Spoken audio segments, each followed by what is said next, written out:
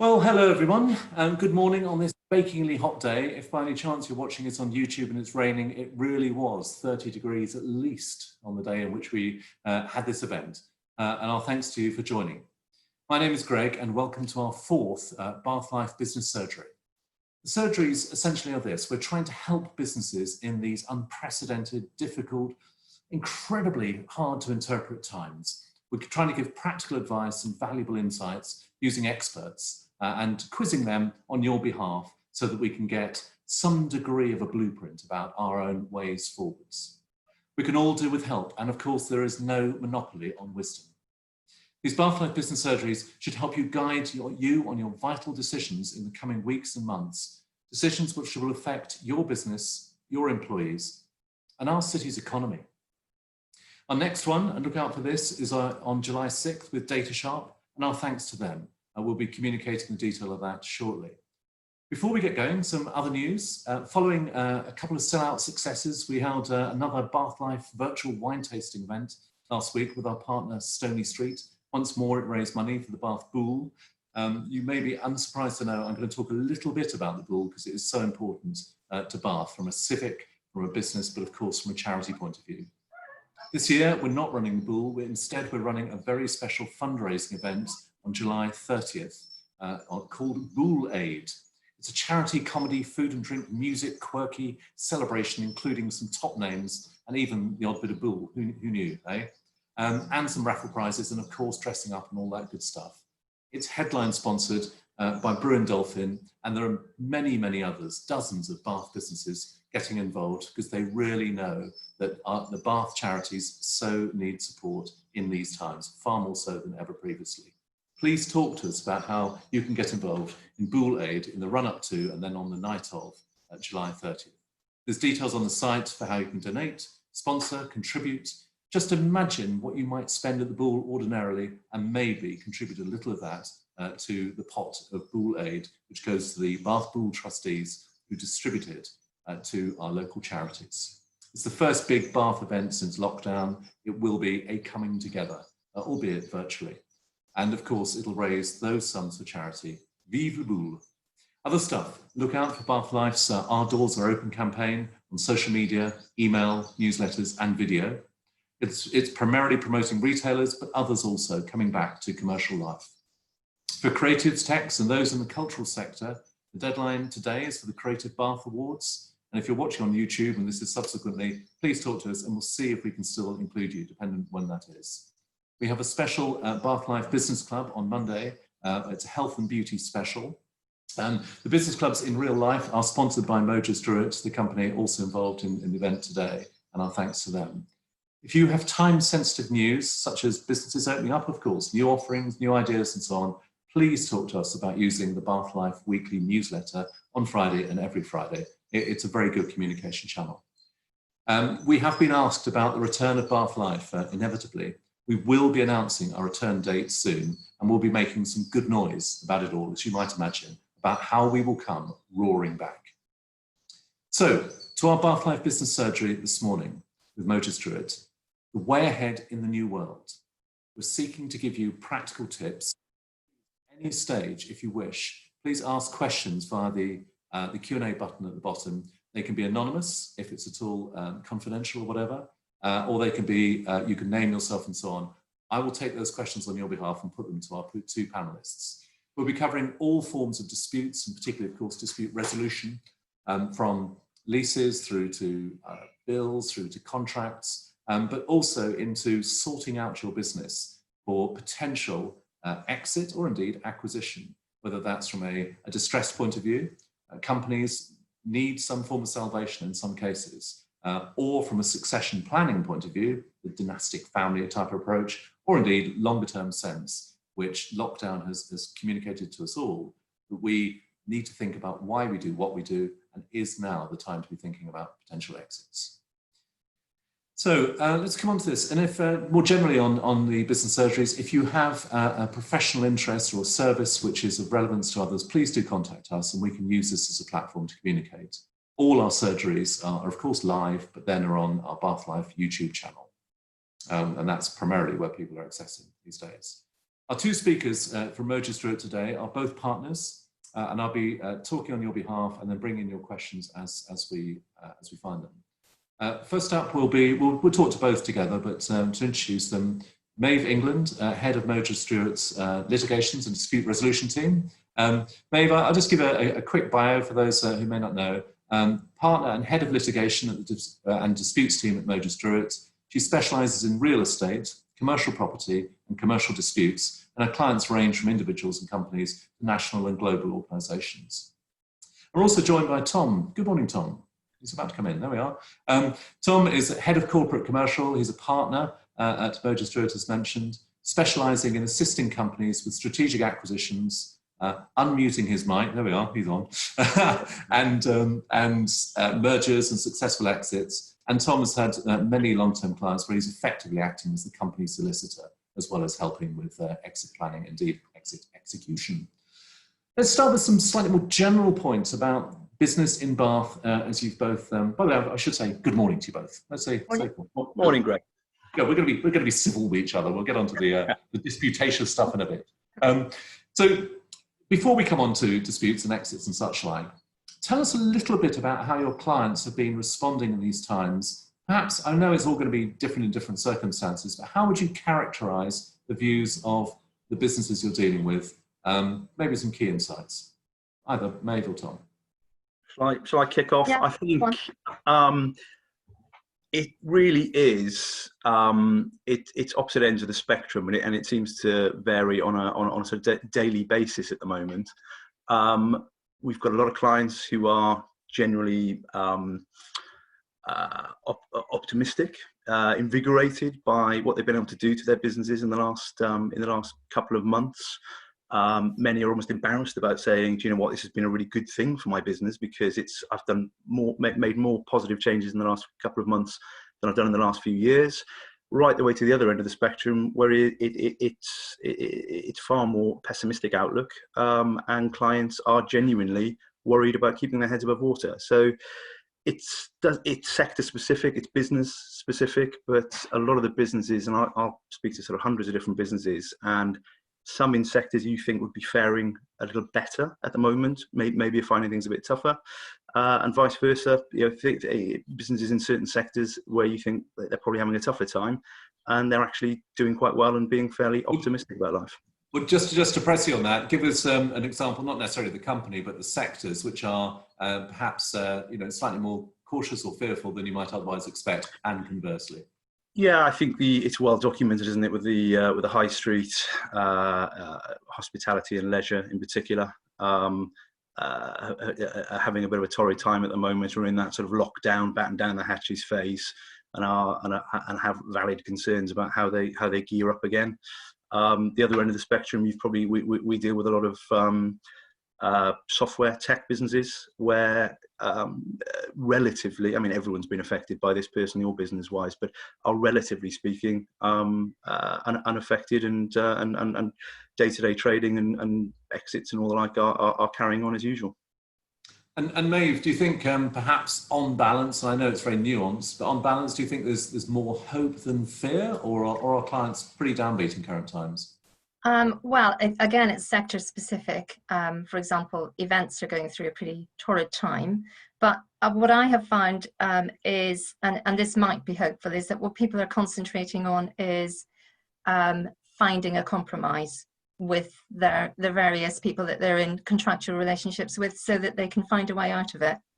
And so rather than smashing into the opposition and getting embroiled in a huge dispute, what they're doing is they're looking to preserve commercial relationships for after this. And so there's a little bit of sort of flexibility. I think that people are being fairly realistic as opposed to optimistic or pessimistic particularly. And I suppose that is caution, isn't it? So some people are sacrificing quite a lot to preserve relationships and to preserve an income stream afterwards.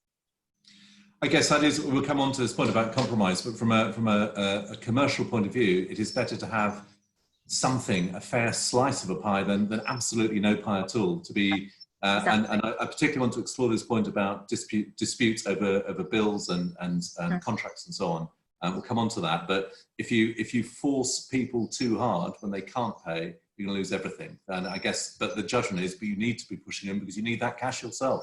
And it's such a difficult balance for all our businesses, including our own. We face the same broad issues. Let's come on to dispute resolution. I know that's the sort of the technical term, but essentially, Yeah. Maeve, your world is problem solving, isn't it? It's Yes. it's bringing people Yeah. together.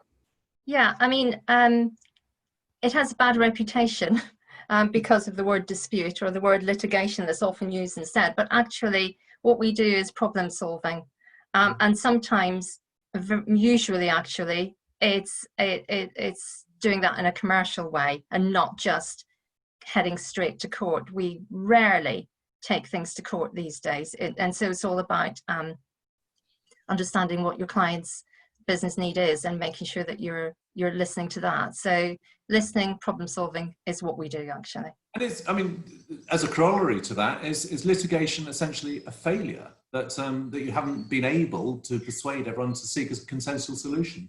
Well, I think you've got a good point there. I mean, because these days especially, all of the information is disclosed up front very early on. So you should, if you're being objective, be able to stand back and take a look and know really more or less which way it's going to fall. So that's why 90% don't go near court. But then of course, sometimes it is trickier than that, and you have cases that go to High Court, then it gets appealed and everything gets reversed by three terribly clever people. Then it goes to the Supreme Court and even more very clever people take an entirely different view, or just more than half of them. So it isn't necessarily always straightforward. So you can't always tell right at the outset, but you're spending a lot of money if you're going to go to court. So it's got to be something that's very important. Well, I'm going to ask a cynical question, because I know some people will be thinking this, that actually, isn't it in your interest for it to go harder, worse, bad, more expensive to court or whatever, because the lawyers win ultimately? Or is that simply...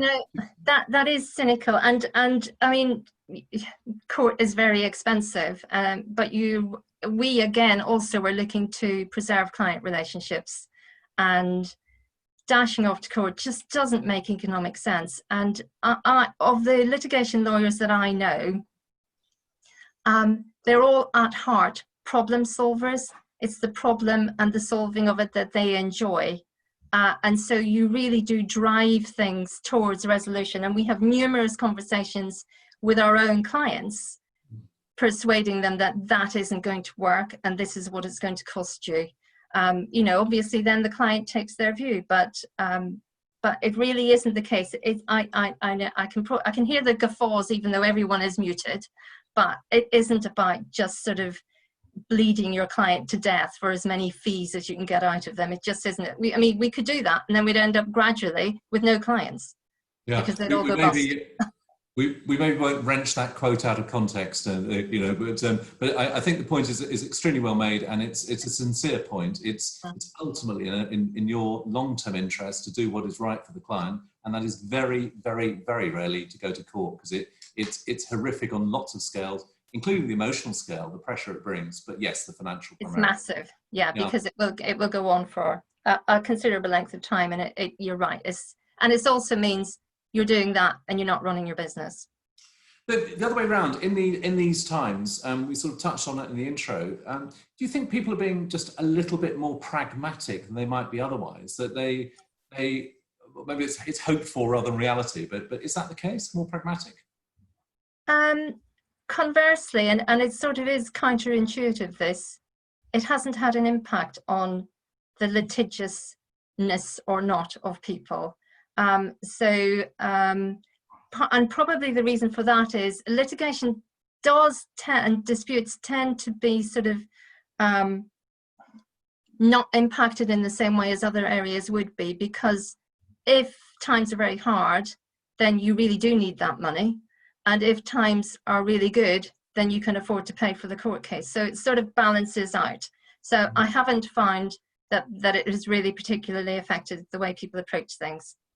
And Tom, not just on exit planning and so on, but do you think on a range, are people more pragmatic because they've got to find solutions, they've got other things they need to be getting on with, or B, they are more disputatious because they're frankly more desperate? Yeah, I think my experience so far, I've spent a lot of time talking to clients. They want to know what their fallback position is. They want to know what their rights are. There was that immediacy of the lockdown itself, and people wanting to know: do I need to continue paying under contract? Are my customers going to continue paying? Refunds, all these sorts of things, which we'll talk about in due course. I think people want to know where they stand. They want that certainty in what is a world that is very uncertain at the moment. But I haven't seen many push that forward. People are being a bit more practical about it, or certainly holding their position at the moment, because I think the last thing most people and businesses need is that uncertainty of getting stuck into litigation. So yeah, probably wanting to know where they stand, but a little bit more pragmatic maybe than and a reluctance to get too stuck into things at the moment. And from a personal point of view, for you both, obviously crossing specifically into the professional, there's an old phrase: advisors advise and principals decide. Are there times when it's actually a little bit frustrating because you think you really ought to be doing X and they're insisting on doing Y? And how do you persuade your clients to come to a more, in your view, a more measured, sensible approach, whether on exit planning or on dispute solving?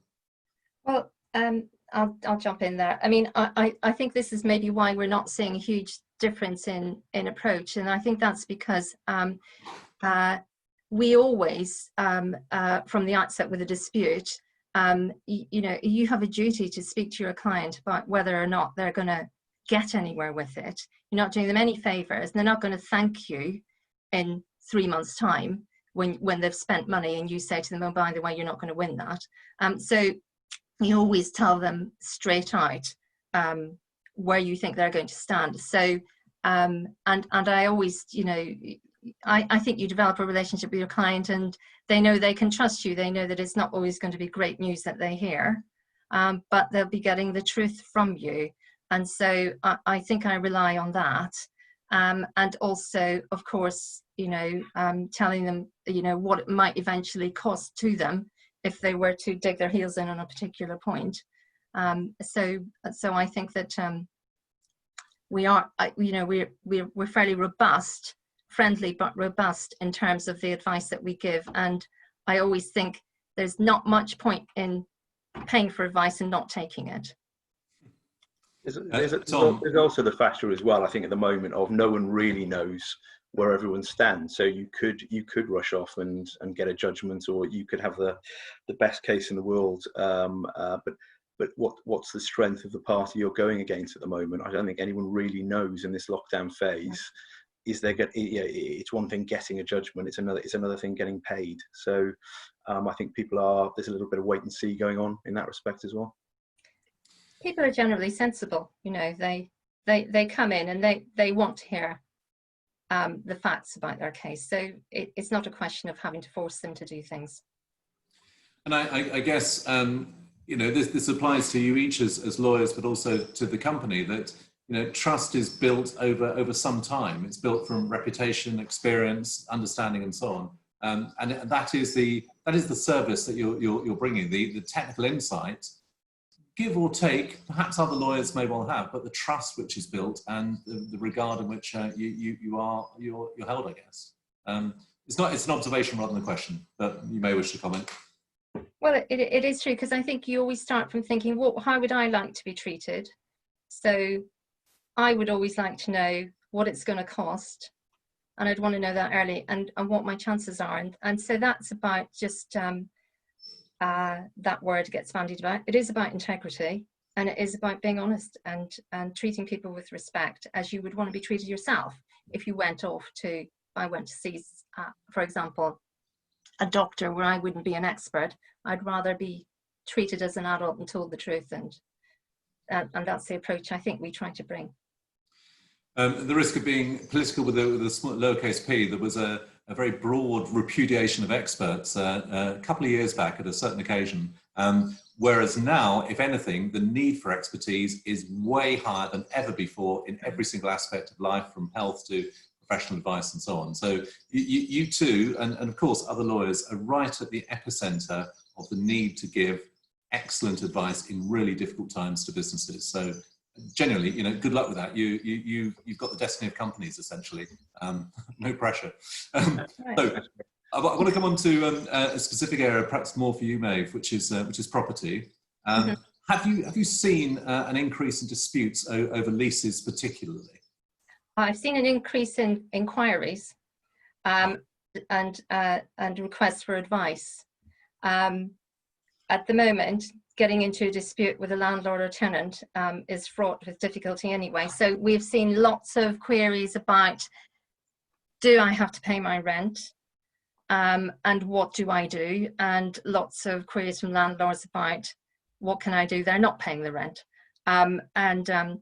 So we've had particularly queries about a thing which is called frustration, which isn't a description of how everybody is feeling in lockdown in legal terms. In legal terms, it's a legal doctrine, which means that the contract can be brought to an end immediately. And so that is an option in commercial contracts. And so we've had lots of inquiries about whether or not, given the fact that I can't run my business, I can't make any money, I've had to close my shop, why do I have to keep paying rent? Surely that means that this contract is frustrated and I can bring it to an end. So we've had to advise quite a lot around that. Could you just talk through the, for those of us less familiar with the terminology, this process of frustration, is it something that, you know, one side can declare in some way, or how does it come about, and what does it actually mean in practical terms? Well, frustration it's something that you can attempt to advance as an argument. So frustration is a legal doctrine. So the way I'm going to try and do it as straightforwardly as possible. So basically, it's a situation where something happens. Lawyers always call that a supervening event. Something happens out of the blue that nobody was expecting. Nobody's at fault. So I know everyone's already thinking pandemic. So no one's at any fault. No one caused that pandemic. And your contract doesn't deal with it. So the contract doesn't say, in the event of a pandemic, this is what's going to happen. So those three things have to be there. And the event has to be so massive and that it either makes performance of what you have to do under the contract impossible. Not interestingly more expensive, but impossible. Or it makes the contract so different that it was totally out of the contemplation of the parties, and it would be, in the court's view, unfair, unjust, unconscionable for you to have to do your bit of that contract. And so then what used to happen when this doctrine first came about was that the contract would stop, halt, and then, of course, there's the question of who's paid what. So the money then stayed where it fell. So the event happened. If you've paid, tough, money stays where it is. If you haven't, tough on the other side, because there's no obligation to do anything more. The contract is dead. But there was a law that was brought in actually during the Second World War, because, as you can imagine, a lot of contracts were being frustrated in the Second World War. And so they brought in a law to deal with the money. So now basically the rule is, just in a nutshell, that the money goes back to the person who's paid, except where the other party has carried out things that have cost them money in performing the contract. So for example, if you think of like an events company, so you've paid all your money for your wedding, and the wedding people that you've paid it to have booked a venue, they've bought equipment that they need to use, they've bought tables and chairs and things like that, they've paid for catering, it's right up to the end, so the food's been paid for. So, and then the contract, you know, sort of, a meteor falls from the sky, and but just in that venue. And so what happens then is that the person who's paid would get the money back, except for the bits that the wedding planner has already used up, as it were. That's frustration. In terms of leases, shall I go on, or am I?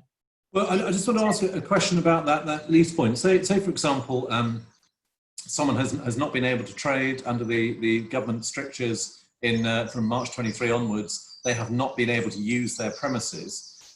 Would that be unconscionable within the context of frustration, or i.e., could the whole thing be essentially declared null and void, or at least suspended? Or is that just, that's something which the two parties have to resolve and frustration doesn't apply? Well, okay, so the headline for this is you're not going to get frustration for that. And you're not going to be able to argue it. And the reason is this, that's in all likelihood. And the reason is because although the courts have said in a case, they said in one case that it is in theory possible in terms of leases for the lease to be frustrated. In actual fact, no case ever has succeeded in that. That's the first thing. So it's an expensive experiment to undertake at this stage. But secondly, I can give you examples of even in that particular case, actually, where they decided it was theoretically possible. They decided in that case it wasn't. So if I give you an idea, that was a 10-year lease of a warehouse. There was one road into that warehouse, only one way to get in your deliveries, and it was on a street. So it was a 10-year lease. 5 years in, the local authority closed the street for 20 months. And that wasn't enough for frustration. So that gives you an idea of where we are now. And then there have been other cases. There was a case with the European Medicines Agency quite recently. It was a Brexit case because they're not allowed legally to operate in a non-EU state. And they have and so they had a very expensive premises in the middle of London. So of course they wanted to give that up and they argued frustration. But because they could, the court will look at all the circumstances. They'll look at the lease itself. So everything will fall on each contract. So they took a look at it, and actually the lease could be assigned to somebody else. So there wasn't nothing they could do. They could assign the lease, and so the court wouldn't allow it. So in our current circumstances, we've got temporary lockdown. I know it's stretching out. There is possibly the ability to assign, not that anyone's going to take on many premises at the moment, but it's highly, highly unlikely, even though theoretically a possibility, that you would be able to argue that your lease is frustrated and your obligations are over. This is, again, very much a sort of layman's question. But, one of the reasons why there perhaps isn't the case law on this is that the pandemic's only been around, it seems like ages, but it's been 100 days or 4 months or whatever. So there hasn't been a chance for precedent to be established. Is it nonetheless still possible that precedent will be established such that there could be a case in the examples we've been talking about? Well, you'd need to have a lease where you where you had no other option. That's the first thing. You would need to have very, very, very deep pockets.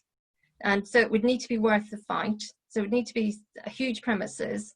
And even then, courts are reluctant to forge new law, to extend this.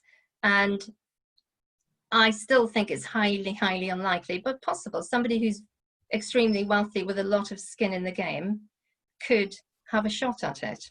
Yeah, but let's no one watching this bet the house on that as a salvation route. Instead, presumably, resolution as ever is so much better. And just talk through some of the sorts of resolutions either that you've directly seen or are anticipating, whether it might be holiday periods, reduced rents, etc. Yeah, well, actually, this is one area where people are compromising a lot because although you'd think, wouldn't you, tenants are obliged, it's not a discretionary thing to pay your rent. You have to pay your rent, and you're stuck with that, even though the government has brought in measures to prevent you from being kicked out of your premises at the moment. You would think that the tenants are really up against it, but they do have some cards to play, because any sensible landlord isn't going to dig their heels in and end up with a load of empty premises at the end of this lockdown period, whenever that is, facing into a potential recession. It's not a good idea. So they are compromising. So the things I've seen are things like, yes, rent holidays, quite serious rent holidays. And these words get bandied about. So you get rent holiday bandied about as though it means something in law, and it doesn't. It depends on the agreement each time. But what is usually meant by that is that for a period, say a quarter, 2 quarters, no rent is payable. So that's not deferred rent, that's no rent. So you get that, or you get deferral of rent. So you get, we'll pay 50% this year, but then the following year we'll pay that back over the year. So you get that sort of arrangement. The government has just produced a code very recently in June, actually, a code of practice, which is a code. It's not legislation, but it's trying to start that conversation between landlords and tenants. And it's suggesting all of these things. And plus, another idea I've seen is when you pay a smaller fixed rent and a percentage of income. So that's another possibility. And the thing that appeals about that is that both sides are taking the risk. So the landlord's taking a hit on their rent, but with the possibility that if things pick up, that they will get some of that back. So and that's provided it's both parties agree and it's thoroughly documented and it's not onerous and all those usual concerns about contracts, then happy days. If it works, it works, and each is a bespoke solution. Yeah, I'm very glad you said that about properly documented, because actually it's really important to get it in writing. And the reason for that is that a lot of my disputes are made up of those situations where nothing was written down. So all you're doing is you're funding disputes lawyers if you don't write it down. So you have to write it down, and there are certain things you should also take into account. For example, if you have deferred rent, when does interest still run? That's, does it run from the day that you didn't pay, and then the landlord gets all that, recoups all that later on, and things like does it affect any rent review periods? Are you able to pass on the benefit if you assign it? There are all sorts of questions like that you should tie down to avoid disputes later. As a general point about disputes, they usually entail disinterring a long argued over documents, which is then promptly forgotten as a legal contract. And that presumably is quite a frustrating process. If only X, Y, Z had been thought of, anticipated back then, you wouldn't be in the position you are now. You can't help thinking that. So it's a mix. It's either something like that everyone ignores, or nothing in writing. You'd be surprised at how big nothing in writing is as a proportion of the work that I do. Just as a point of law, and this is for you both really, does a contract actually have to be extant or whatever? Does it have to be in writing to have validity if there is a fully in place agreement which is operable? No, I mean the short answer is no, it doesn't. You can have a verbal contract which can be as binding as a written contract. I think the issue here is, especially with property documentation, it's usually a deed. It's usually set out in that agreement there is a procedure for varying it, and if you don't follow that, then there's an argument that a new contract or a variation hasn't been formed. So, as well as thinking about the detail and part of that documenting process is not only the certainty of everyone knowing what the variation that's been agreed is, it's also about thinking about some of the points that Maeve just made that maybe in a sort of commercial terms haven't even been thought about here. When does interest run from? Does interest run from? And it's great. A lot of landlords are being quite creative in the way that they're structuring these arrangements, self-interested obviously to ensure they minimize their loss. But arguably, the more creative, the more requirement for certainty and getting it written down so both sides know exactly what they're signing up for. Yeah. In a way, the pandemic is making us all realise an absolute fundamental of business, which is it's in your interest for your partners to succeed. And if you are having to play some part in helping them succeed, then so be it, because that's in your longer term interest, I guess. Let's come on to exit planning, Tom, specifically. Is there a sense that this lockdown period has given us all sort of an existential pause where many companies are thinking, why do I do, what do I do? And in turn, it's prompting the thoughts of exit, whether forced or dynastic or longer term.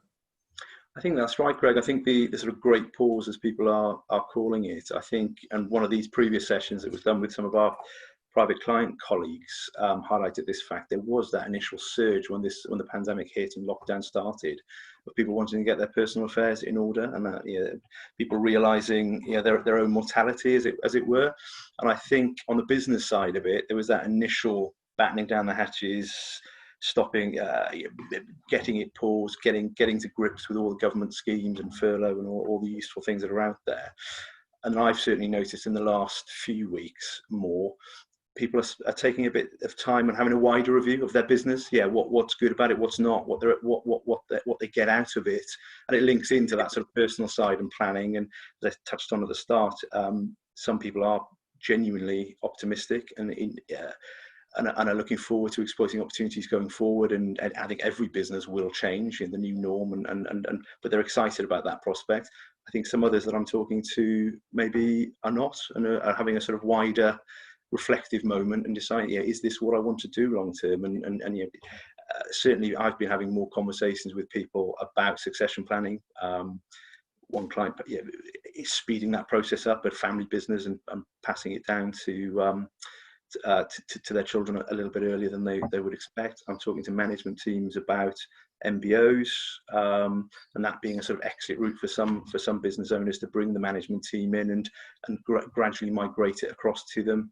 So yeah, I think there's a lot of working on the business happening. I mean, I think that will shift again now as we get back to reopening and everyone's focus shifts again to how are we going to trade in the new norm, and all the kind of detailed day-to-day things, which again, the guidance on that is changing daily.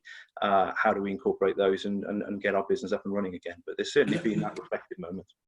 And then paradoxically, isn't it, perhaps going the other way, it is now a good time, unless you have to, it's now a good time to be thinking about exiting a business, because there are so many variables. It's a bit like a rocket in the ground. It could go a tiny variable here and it goes way that way, a tiny variable there goes that way. It must be incredibly difficult to interpret value in many businesses and many sectors. Yeah, I think as always, it's about getting buyer and seller expectations aligned, and I think in something that's as fast moving as we're currently in, and seems to change on a daily basis, that is incredibly difficult. So whilst that reflective moment might lead to a decision of actually I do want to come out, or I do want, whether gradually or look for a sale, that's one thing. Finding a buyer who's got funding and funds to do it, and agreeing a valuation on a business, which the valuation models are going to vary dramatically in the coming years to price in this current pandemic and the effect it's had on the business, and also the process generally. There's going to be a lot more focus on due diligence as to how resilient the businesses have been, and the numbers stand up this year in particular. A lot of extra debt being taken on, obviously, across the board, and how that's going to be serviced going forward. So yeah, a lot of variables, and certainly not an easy process at the best of times, but probably even more so at the moment. But that's not to say deals are not happening. They are. Let's go on to the types of deals that are happening in a moment, if we may. I'd just like to keep it to the general point about this planning for the way ahead, as styled at the beginning of this conversation. What are the practical steps that business owners should be taking now about getting their businesses in order? Whether that's, the day-to-day, of course, but really with a view to exit at some point. Well, I think you can never start planning it too early. I know it's a bit cliche, but you can't. So actually, even if there isn't an immediate exit, if you've had that moment and decided, I do want to wind down or come out, you can never start too early. So I think, as everyone is at the moment, number one on the list is obviously watching cash flow, forecasting that, and making sure that the business is going to stand up for the coming year. Certainly towards the back end of this year, where I think a lot are possibly going to fail. So that's just good financial hygiene management. Generally, is the sort of bare basics. I think also locking in a lot of the efficiencies that have been obtained through necessity, really, in this period. I think a lot of the people I'm talking to, a lot of the entrepreneurial clients, the ones I was talking about being quite energized by this, are quite excited by the fact it is more than ever a bit of a clean sheet of paper to redesign their business. And I think every business is going to have to shift in the way it deals with things. So I suppose it's doing that process as effectively as possible. One, to manage the short-term negative effect, but two, to protect the value that you're looking at on an exit down the line. So I think locking those in, trying to make it as resilient as possible, and just that general planning process to maximize your value at the end. Presumably also aspects such as employment contracts and any commercial contract to be revisited with a view that if there is to be an exit, or alternatively, if current circumstances are changing the fundamentals of those contracts, whether frustration or not, now is the time to be doing it, to be working on the business rather than necessarily in the business. Yeah, I think that's what we're spending a lot of our time doing at the moment. A lot of the issues that Maeve has talked about on my side, on the sort of non-dispute side, a lot of our time at the moment is looking at issues in terms and conditions, contracts, things that people, it's not particularly exciting stuff and people usually chuck in the bottom drawer and don't think about.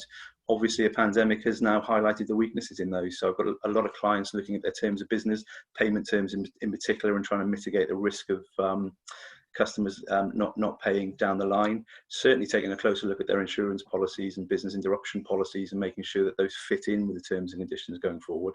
So I think again, a lot of people have been caught out, maybe just an off-the-shelf policy from a broker or whatever it might be, and sadly have now found out that the policy doesn't cover the situation we're in. So all the talk about second wave and things like that, I think people are far more switched on to looking at those immediate trading issues, which again will then help going forward, because it's just good business hygiene and repairing a business anyway for the immediate issues it's going to face, but also maximizing value further down the track. I want to come to one specific area which touches on multiple points that we've talked about, which is the CBIL, the government's pretty innovative loan scheme. I want to address it in a number of different ways because there's several businesses on this call who will have availed themselves of that opportunity. Firstly, can CBILS be used for acquisitions? I'm sure any bankers on the call will say no. They're there as a short-term cash flow, working capital facility. That said, I think there are a lot of, and again, there is a big variable here. There will be people on the call that have got a CBIL just purely to keep their heads above water and to keep their business alive. I think there are certain clients that we're talking to that are planning for the worst, but hoping for the best. And I think putting as much contingency in there as possible on the basis it is a reasonably readily accessible cheap form of funding at the moment. So if they did have a surplus at the as and when we get through the worst, they may look to use that in a more growth focused way. But I mean the banks will say they're obviously the usual sort of due diligence is done. It's potentially taxpayers' money because it's obviously government backed. So they need to be prudent in how much and what they put out. But I think there'll be certainly some businesses that will capitalise on and maybe use that extra cash in their business for growth rather than just mere survival. I understand your reason for caution and the caveats you've given. I just wanted to press the point. So with the caveats, with sensible mutuality with banks or whatever, complete disclosure, it could be possible to use CBIL money for acquisitions or indeed for launching new product. Yeah, I mean, I don't think there's the ones I've seen. There's certainly no restriction on it. You need to justify why you need it and what the cash flow issues are that you're experiencing linked to the pandemic. There are certain restrictions on stripping cash out of the business for obvious reasons. But no, I mean, I haven't seen anything with a specific restriction in there that would prohibit that being used for acquisition or growth generally. Are there other ingenious, perhaps, ways of using that cash flowing for other purposes? I mean, beyond the rather grim one of redundancy payments, how else might businesses be using CBILS other than just cash flowing? I think it's the justification for the loan has to be on a cash flow basis. So I think what we're talking about is if some contingency could be built in and things go slightly better than might have been projected in the cash flow projections. So I don't think there's any prescribed way they can use other than hopefully for some businesses, as I said, they'll have planned for the worst and things will have gone slightly better than they were hoping for, and they might have some of the other things we've been talking about, rent holidays and other renegotiations might free up a bit of cash for them, so that they do have more cash in the business at a time where maybe, I think the general thinking is the end of Q3, Q4 this year is going to be pretty bleak, pretty tough. There's some tough payment dates coming along, end of furlough, there's corporation tax due 1st of October or 1st of Jan, depending on company year ends are.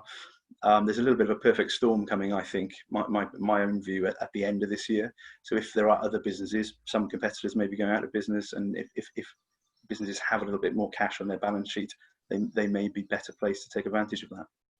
I mean, one of the reasons for the perfect storm is people not being willing or not being able to pay their bills. And of course, civils are in large part there to help you pay bills, which is part of the whole circularity or mutuality of business. We all rely on our debtors to pay so that we can pay our creditors. So, but Maeve, to ask the question, have you seen already a rise in litigation over non-payment of bills?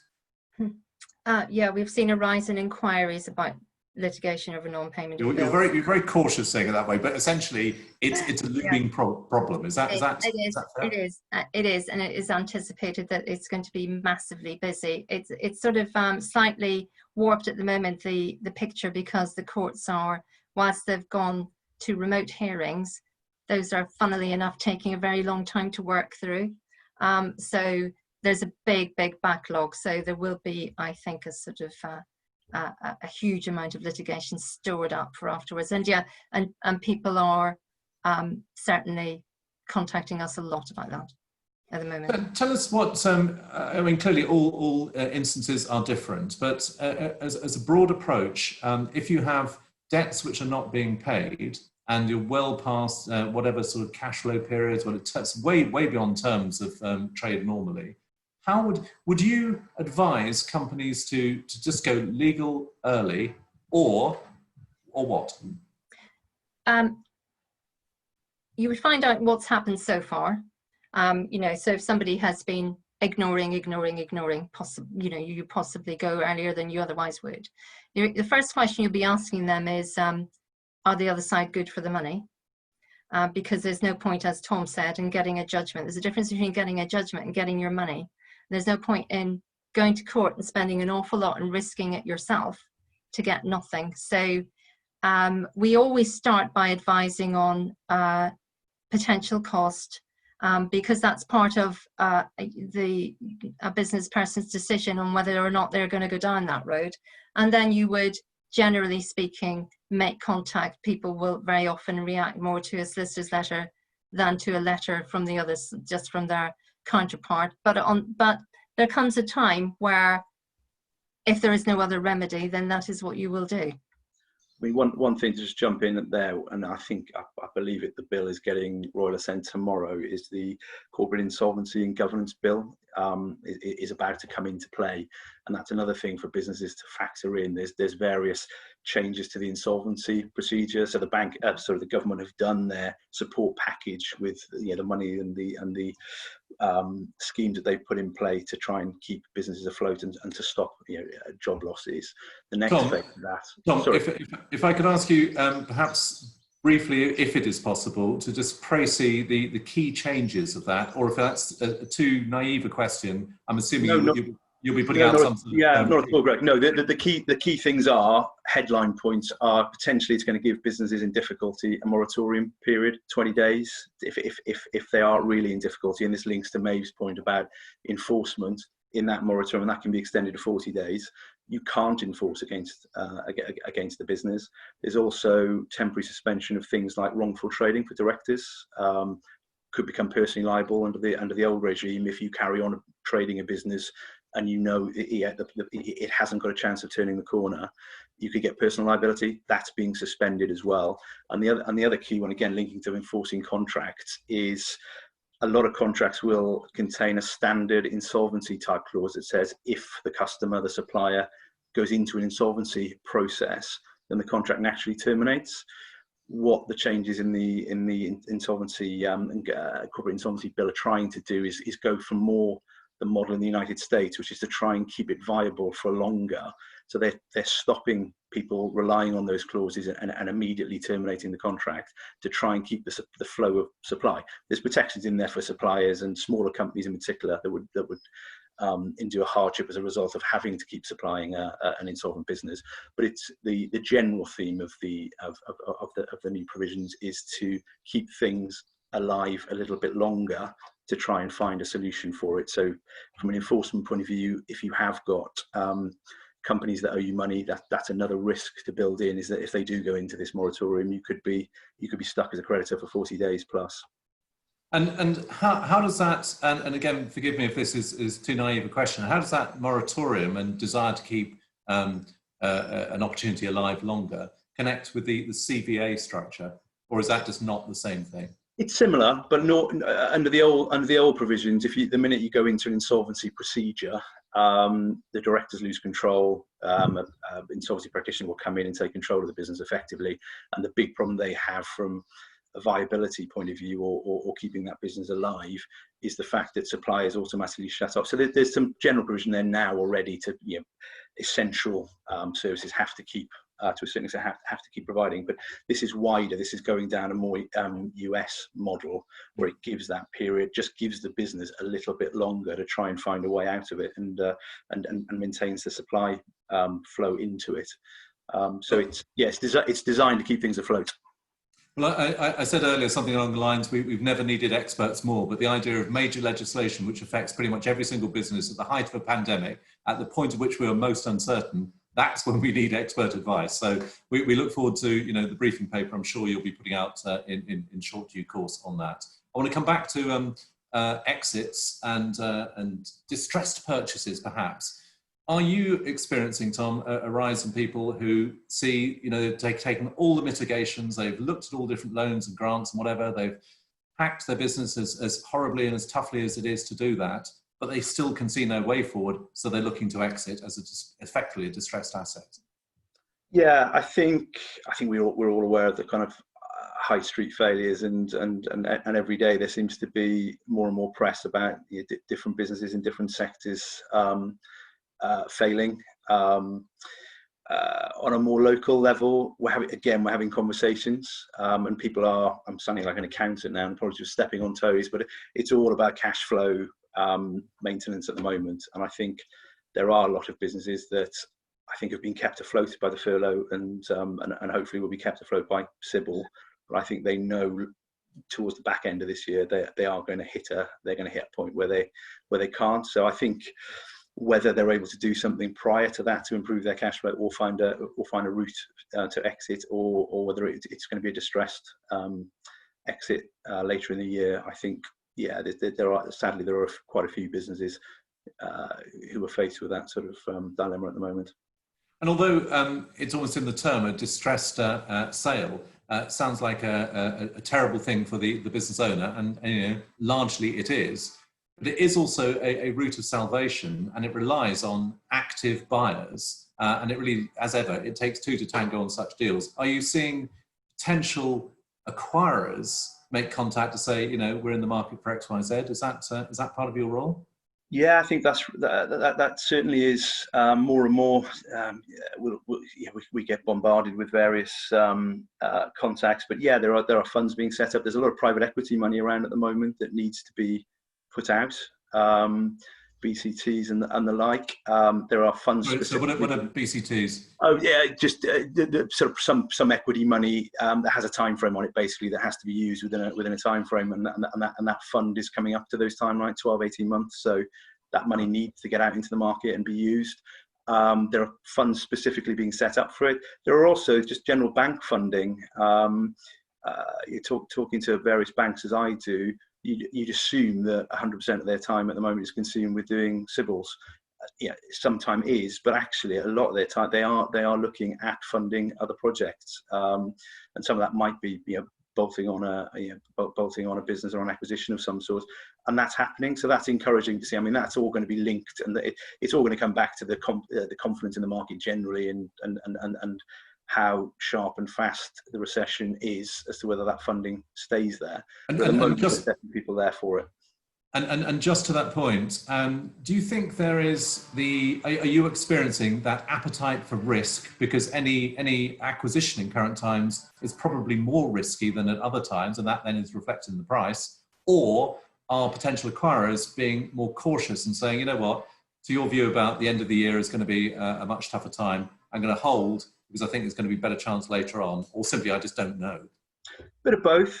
I think there's a realism in a lot. Back to what I said before about aligning buyer and seller expectations. We have a transaction on at the moment that it went on hold, and pre-COVID it was going to be virtually cash up front on completion. That deal has now looks like it's coming back on stream, and the price has remained the same, but the structure of it has completely changed. And actually, the vast majority of it now is deferred. So it's what we would call vendor financed, in the sense that it's deferred payments, and there's contingent payments in there as well in earn out. Seller is saying he wants out. They want to sell. There are reasons to sell, and he's prepared to share some risk with the buyer and saying, well, I'll take a proportion of the value in it. I'll get in with you and share that risk, because I think it's a strong business that will continue to trade well. So part of the consideration is now linked to earn out and how well the business does going forward. So there's still an upside. Yes, it's an increased risk environment, but I think where people are being sensible about sharing that risk, there's still deals to be done. Do you think some buyers are, being actively opportunistic, perhaps even predatory in current times? Yeah, I think that's any time. I think you will get that. I think in a turbulent period like we're going through at the moment, absolutely. I know certain clients of mine that have been approached, and we've done a little bit of digging in the background, and perhaps the purchases are not the ones you choose to proceed with. So yeah, I think there's a bit of being opportunistic. There's also a bit of, as you said, let's wait and see, and we might get this at a distressed valuation later in the year rather than a higher valuation now, and get a distressed valuation on it later when the business probably has taken a turn for the worse. We've covered a lot of ground this morning. I wondered if, on reflection, when you think of some of the areas we've touched on, either if the points of amplification or areas we haven't brought up. So, any tips for businesses listening to this about how you can help them navigate these times? For me, I think it's don't waste the lockdown period, the pause. I think people have spent some time thinking about their business. It links into that sort of planning generally, but it's worth using the tech if you are, and as most businesses are going to have to change and reinvent themselves slightly in the way that they provide their goods and services and whatever they do. I suppose get your house in order, which is a big task at the moment, because there are just day-to-day practicalities of running a business which consume all of our time. But looking at terms and conditions, looking at contracts, looking at leases, all these the variations that we've been talking about, getting the certainty on those, cash flow management, absolutely number one priority for everyone, and make sure that it's not just looking at the next couple of months, it's further down the track where there's going to be a tough period coming. And all of that is just general good hygiene for a business, and from my side of things, puts you in a far better place down the line if you are looking to exit and maintaining value.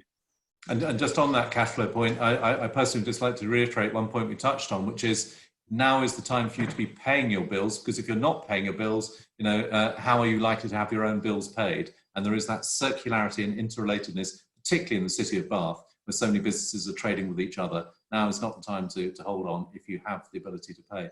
Maeve, what's your take? I echo what Tom has said, and I've had clients talking to me about how they've suffered so much pain in this. They're determined to get something good out of it too. So they are looking at sort of bigger pictures. Like I've got a client who's giving up. They're lucky. Their lease is coming to an end in the middle of London. They were going to renew. They're not now. So that's a massive saving.